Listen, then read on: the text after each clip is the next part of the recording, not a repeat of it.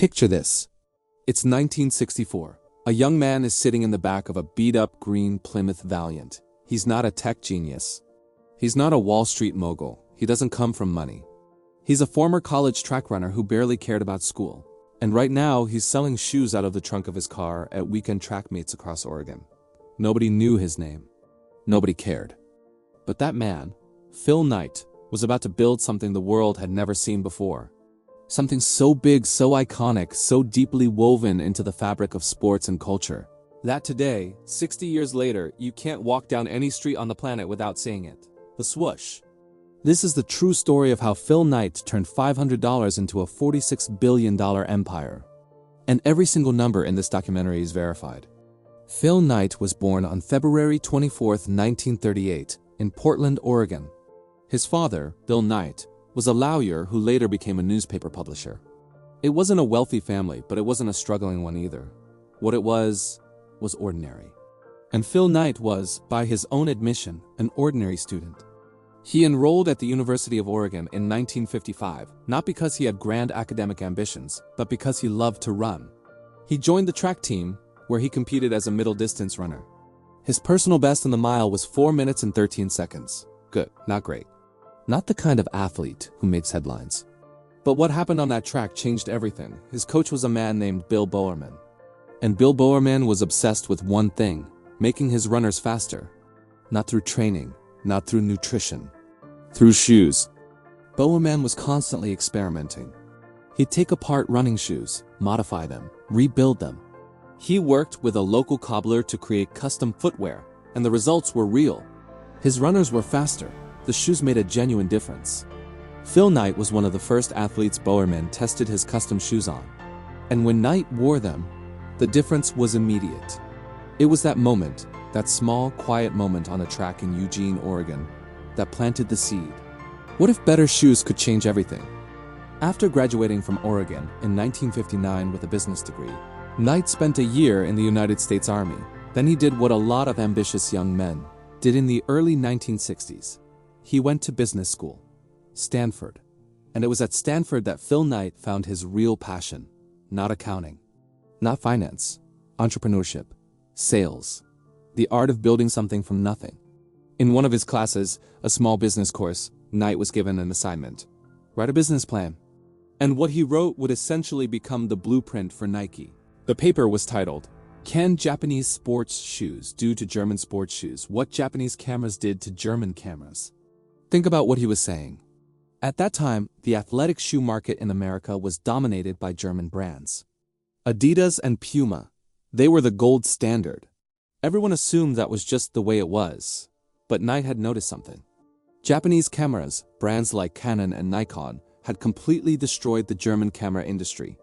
They did it by offering high quality at a fraction of the cost. And Knight's argument was simple. Why couldn't the same thing happen with shoes? He graduated from Stanford with his MBA in 1962, and instead of sitting down at a desk somewhere, Knight did something that most business school graduates would never do. He got on a plane to Japan. When Phil Knight landed in Kobe, Japan, he walked into the factory of a shoe company called Onitsuka Tiger. He toured the facility. He watched the workers, he saw the speed, he saw the quality, and he saw the price. It was everything his Stanford paper had predicted. On the spot, Knight pitched the company's executives. He wanted to become their distributor in the United States. He wanted to bring Onitsuka Tiger shoes to America. And remarkably, they said yes. The catch? It took more than a year for the first samples to be shipped back to Portland. So while he waited, Knight did what any practical person would do. He got a job. He became a certified public accountant, working first at Coopers and Lybrand, then at Price Waterhouse. He also taught accounting at Portland State University. But the whole time, he was waiting for those shoes. When the samples finally arrived, Knight did something smart. He sent 2 pairs to the one person whose opinion mattered most to him, his old track coach, Bill Bowerman. And here's where the story gets interesting. Bowerman didn't just like the shoes. He didn't just order a pair. He looked at them, studied the design, and made Knight an offer. Let's be partners. On January 25, 1964, Phil Knight and Bill Bowerman shook hands and put $500 each into a new company. $1,000 total. The company was called Blue Ribbon Sports. That's it, that's the beginning. $1,000, a handshake, and a dream. Knight started selling Onitsuka Tiger shoes out of the trunk of his green Plymouth Valiant at high school and college track meets across the Pacific Northwest. He was 26 years old, working as an accountant by day and hustling shoes on weekends. By 1967, Bowerman had already started modifying the Tigers. He created a shoe called the Tiger Cortez, and it became a hit. Runners loved it. Word spread. By 1969, just 5 years after that $1,000 handshake, Blue Ribbon Sports had sold $1 million worth of shoes, and Phil Knight made a decision. He quit his accounting job. He went all in. Blue Ribbon Sports was no longer a side project. It was his life. But here's the thing. Blue Ribbon Sports was still just a distributor. They were selling someone else's shoes. And as the company grew, the relationship with Onitsuka Tiger became more and more strained. There were exclusivity disputes. There were power struggles. Knight knew the writing was on the wall. In 1971, Blue Ribbon Sports broke with Onitsuka Tiger entirely. And that meant they needed a new name, a new brand, and a new identity. Jeff Johnson, Nike's first full-time employee, came up with the name, Nike, the Greek goddess of victory. Knight wasn't sure about it at first, but it stuck. And then came the logo. Knight hired a graphic design student at Portland State University named Carolyn Davidson to create a logo for the new brand. The cost? $35. $35. Davidson designed what we now know as the Swoosh. When Knight first saw it, he told her, and I'm quoting him directly here, "I don't love it, but it will grow on me." $35. That logo is now worth billions. It is one of the most recognizable symbols on the entire planet. And in 1972, Nike officially launched. The first Nike shoes hit the market. Bowerman had already been experimenting with shoe design for years, and one of his most famous innovations came from the most unlikely place imaginable. He took rubber, put it in a waffle iron, and created what became known as the waffle trainer. The sole offered better traction with less weight. Runners loved it. It became one of the first shoes that made Nike a household name. The early to mid-1970s were a time of explosive growth for Nike, but also constant financial stress. Knight has talked openly about how close the company came to failing multiple times. Cash flow was a nightmare. There were weeks when paychecks bounced. In 1975, Nike signed its first major athlete, a young runner named Steve Prefontaine. Pre, as everyone called him, was Nike's heart and soul. He wore the brand with pride. He pushed the company to be better. And then, on May 30th, 1975, Steve Prefontaine died in a car accident. He was 24 years old. Knight has said that Prefontaine's spirit became the cornerstone of Nike's identity. The brand carried his memory forward. Through the late 1970s, Nike kept growing.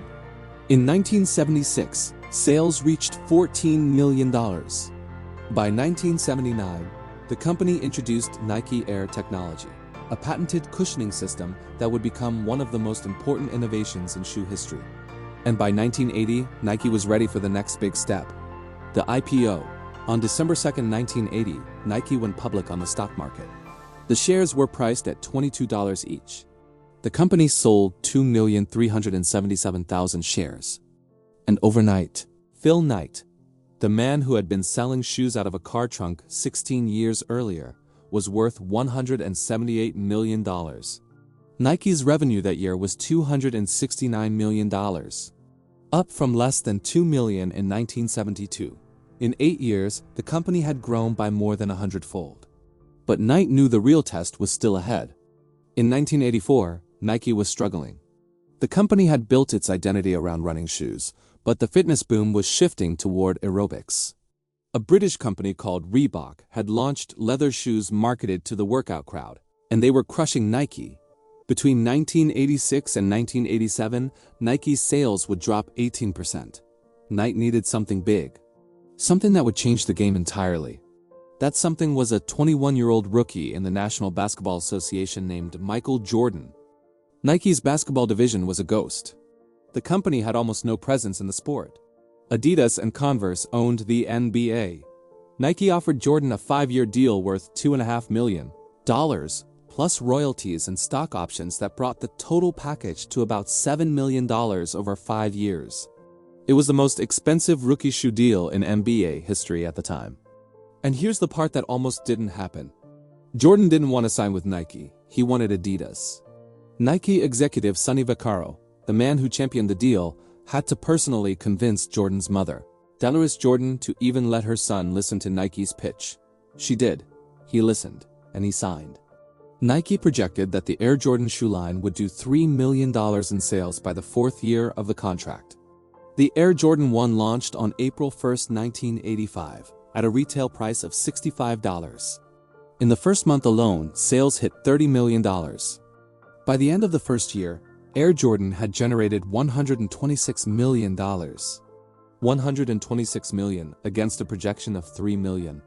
That is 42 times what Nike expected. In 1986, Nike's total revenue crossed $1 billion for the first time. Nike surpassed Adidas to become the #1 shoe company in the world. And it has never looked back. But before Nike could become what it is today, it had to survive one of the most dangerous periods in its history. In the late 1980s, Nike made a critical mistake. The company had built its entire identity around running and hardcore athletics. It ignored a massive shift happening in the fitness world. Women were flooding into aerobics classes. Reebok saw it. Nike didn't. Reebok launched a simple leather shoe designed for the aerobics crowd, and it became a fashion statement. By 1986 and into 1987, Nike's sales dropped 18%. For the first time in years, Nike was not #1. Phil Knight had to rethink everything. He had to look at Nike not just as a running shoe company, but as a brand, a lifestyle, a movement. And that rethinking is exactly what turned Nike into a cultural force. The late 1980s and early 1990s were when Nike became more than a shoe company. It became a cultural force. In 1988, Nike launched what would become one of the most famous advertising campaigns in history. Just do it! The slogan became a rallying cry. It became a way of life. It was everywhere. Combined with the Air Jordan phenomena and Nike's aggressive celebrity endorsement strategy, signing athletes like Tiger Woods, Kobe Bryant, and LeBron James early in their careers, Nike transformed the very concept of what a sportswear brand could be. By 1990, Nike's revenue had reached $2.2 billion. By the time Knight stepped down as CEO in 2004, and then as chairman in 2016, Nike was generating over $32 billion a year in revenue. Today, in 2025, Nike's annual revenue stands at $46.3 billion. The Jordan brand alone, built on that single bet in 1984, generates $7 billion a year, and that swoosh logo that cost $35? It is now one of the most valuable brand symbols on earth. Phil Knight is 87 years old. He is worth an estimated $35.4 billion, according to Forbes. But what many people don't know is that Knight has given away more money than almost any other person in American history. Over the past 20 years, Phil and Penny Knight have donated more than $7.8 billion to nonprofits and institutions. That number puts them among the most generous philanthropists on the planet. In August 2025, they gave $2 billion to the Knight Cancer Institute at Oregon Health and Science University. That single gift is the largest donation ever made to a university in the United States. It will fund cancer research, clinical trials, and patient care for years to come. It will save lives. They have given over $2.2 billion to the University of Oregon, the school where Phil once ran track as an ordinary middle-distance runner. They have given over $580 million to Stanford, where a business school assignment sparked the idea for Nike. In 2023, they pledged $400 million to strengthen the historically black community in North Portland. Phil Knight has spent his life building one of the greatest companies the world has ever seen. But quietly, away from the cameras and the headlines, he has spent just as much of his life giving it back. $500, a handshake, a green Plymouth Valiant, a $35 logo. That's where Nike started. Today, it is a $46 billion empire worn by the greatest athletes on the planet, recognized in every country on earth, and built by a man who started as nothing more than an average college runner with a crazy idea. Phil Knight didn't just build a shoe company. He changed the way the world thinks about sports, marketing, and what it means to compete. And he did it all starting with $500. Every number you just heard in this video? Verified, cross-referenced, real. This is the true story of Phil Knight and the swoosh.